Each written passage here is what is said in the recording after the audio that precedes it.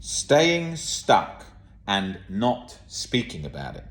OCD wants to keep you in that trap 100% of the time. Why? Well, because the very nature of the disorder itself is it's very subtle. It's under the surface, right? And it looks to sort of burrow its way in to the areas in your mind that are just out of reach, nestle itself snug in that position of uncertainty, perhaps in the past, and just stays there, just out of reach. That's what it does. So the nature of it always wants to keep you in the uncertainty, always keep you second guessing. It always wants to keep itself just out of reach, just out of having its cover blown. So therefore it wants you to suffer in silence. And what does that mean? Well, that means you won't even reach out for help because you'll think, oh my God, I can't say my POCD thoughts to somebody. What happens if they call the police? Oh, I can't say my harm OCD thoughts. What if they call the police? Well, I can't talk about my thoughts about some particularly odd health concern because they may think I'm weird and odd. I can't talk about cheating to whoever's helping me because if I do that, they may think I'm do lots of taboo activities, or especially if it's got a sexual tied nature involved. Right. So OCD is going to do all of these things, keeping itself just out of reach by being exposed and having its cover blown with an exposure or with acceptance getting under it at the roots. Therefore, it's key to speak up. All the time, people follow this account, follow the videos, watch the videos, and when they finally reach out to me in email, they say, Rob, I'm really don't know why I didn't reach out sooner. I know why you didn't reach out sooner, because I was you. I was in that situation. I used to think if I spoke about these things, suddenly a police van would arrive outside of where I was getting help. I used to think that I was the exception. I was stuck forever, or I just need to stay a bit more comfortable doing things on my own. I'll just do some more of the reading and watching the videos comfortable in bed. This is when you need to reach out, because otherwise we just stay in that cycle thinking, I'm just going to get there myself, just with a little bit more reassurance or a little bit of that understanding, then I'll be free. And it's a bluff by OCD. It's difficult to recover on your own.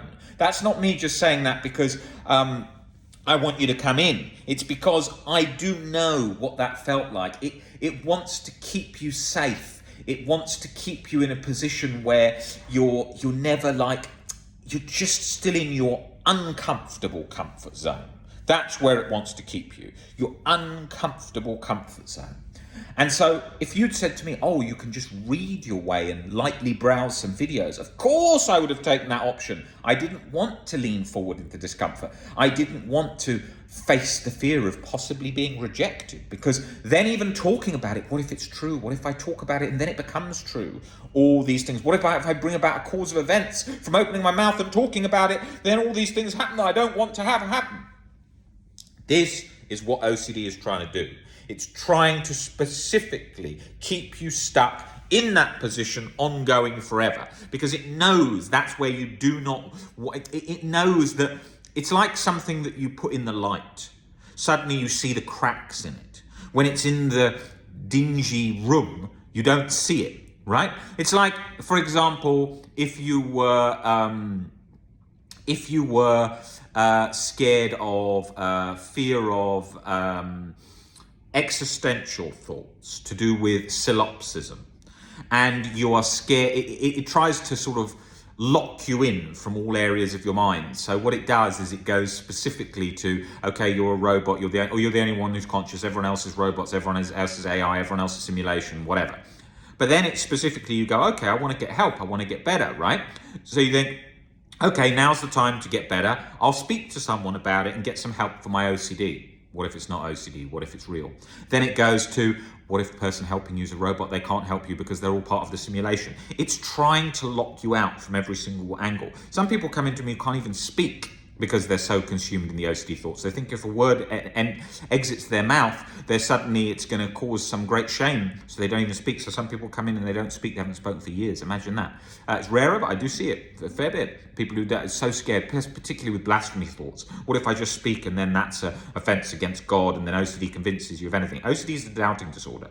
It is going to convince you of absolutely anything from every single angle. That's its nature. That's what it does. That's what it's looking to do time and time again. Be very aware of this. The way you break that, the way you see the cracks in the cycle, is by speaking. If you want to speak to us, we're very easy to speak to. You can just reach us on the WhatsApp link that's in the description below, and you just send a message going, "Hi, just wanted to reach out and speak to someone about my OCD." Or you can email us at info@ocdrecovery.com. We have lots of WhatsApp groups with thousands and thousands of people in there who are going through things just like yourself, and you can talk with them in a support group all about how you're going through things in your recovery plan. Not for reassurance, but for a structure to get better. OCD recovery is not rocket science, but it takes more persistence, practice, and time than you imagine. And it takes dismantling it from different angles, breaking down those core fears and working towards a deeper level of acceptance to fully get under it. Hence why so many people are coasting, hence why so many people stay stuck, because they're going along with thoughts are thoughts, mindfulness, and just leaving things there, and that doesn't lead to recovery on its own. It's surface level. It doesn't get back to that deep level of no chronic anxiety and no chronic guilt, persisting under the surface.